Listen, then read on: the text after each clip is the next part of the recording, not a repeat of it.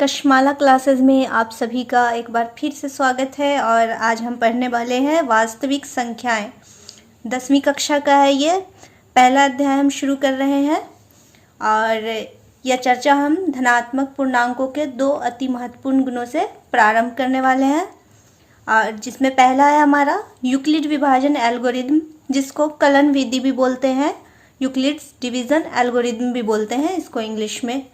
तो आइए जानते हैं कि यूक्लिड विभाजन एल्गोरिदम क्या है। तो यूक्लिड विभाजन एल्गोरिदम जो है वो दो धनात्मक पूर्णांकों का HCF परिकलित करने का एक तकनीक है। यानी HCF जो हम निकालते हैं उसी का एक तकनीक है ये।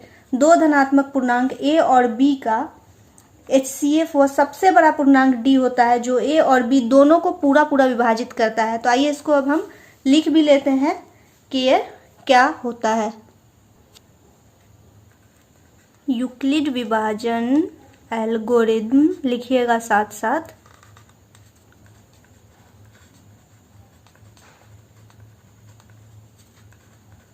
आप चाहे तो वीडियो को पॉज करके भी लिख सकते हैं, ठीक है, या हम जब बोले थे उसी टाइम आप लिख लीजिएगा।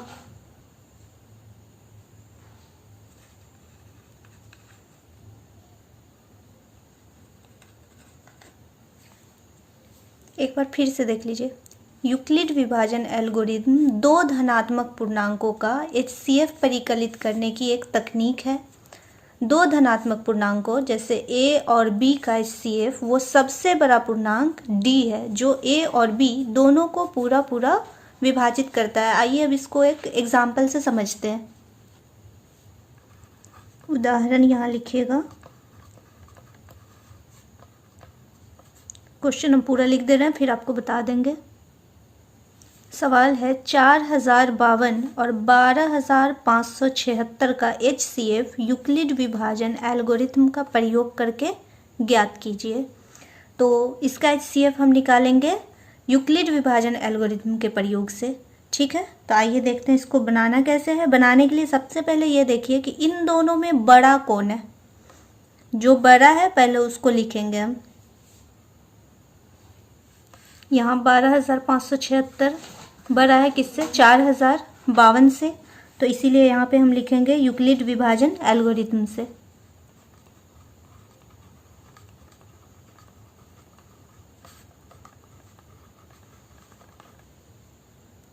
इसको हम लिखेंगे A = BQ + R के फॉर्म में, ठीक है। तो यहाँ हम देख रहे हैं कि A कौन है, तो A के यहाँ पे हम लिखेंगे 12576।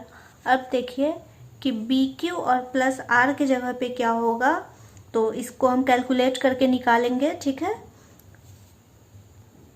जब हम 4052 से इसमें भाग देंगे 12576 में, तो ये लगेगा इससे 3 बार में, और उसके बाद शेषफल बचेगा यहाँ 420। आप अलग से भी करके देख सकते हैं, शेषफल इतना ही आएगा, ठीक है।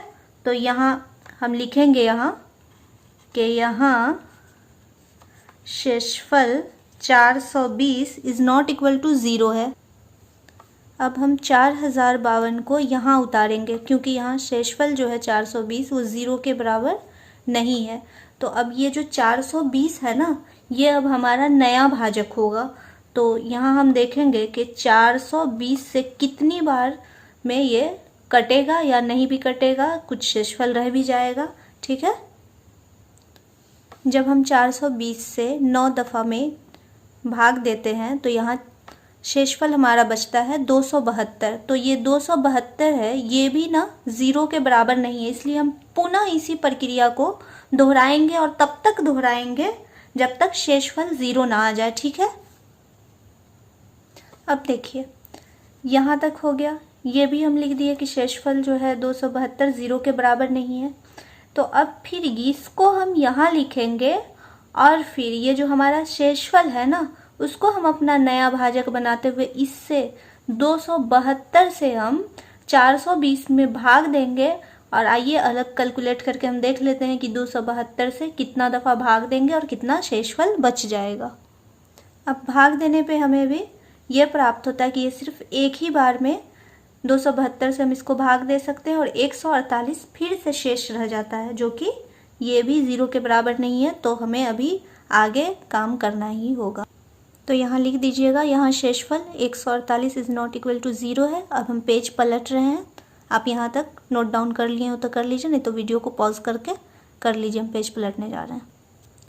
तो अब यहाँ है हमारा 272 और इसको हमें भाग देना है 148 से, तो ये 148 से एक ही बार में लगेगा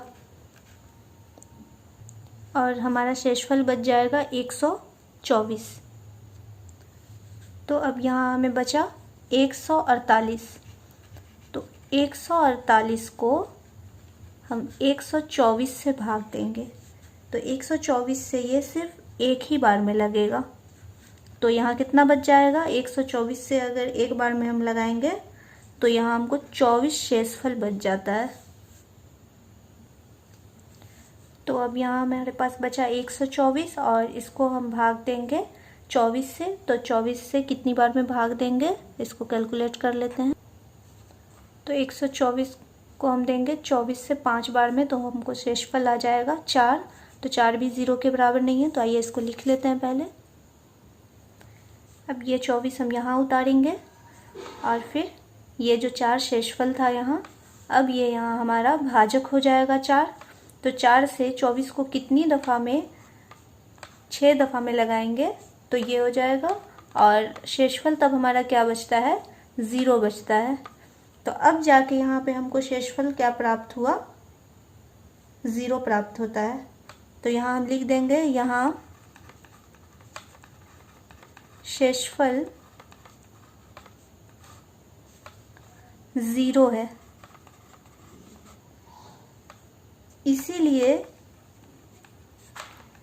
HCF किसका 12,576 और 4,052 इज इक्वल टू 4, ये हमारा क्या हो जाएगा, आंसर हो जाएगा। तो आई होप कि आप लोग को समझ में आ गया होगा, और अगर नहीं समझ में आया होगा तो हम इस पे और भी वीडियो बनाएंगे, धीरे धीरे आपको समझ में आ जाएगा। ना समझ में आया तो इसको 2 बार 3 बार करके रिपीट करके देखें, क्योंकि अभी ये इंट्रोडक्शन है। और अगर समझ में आए तो सब्सक्राइब कीजिएगा। Thank you.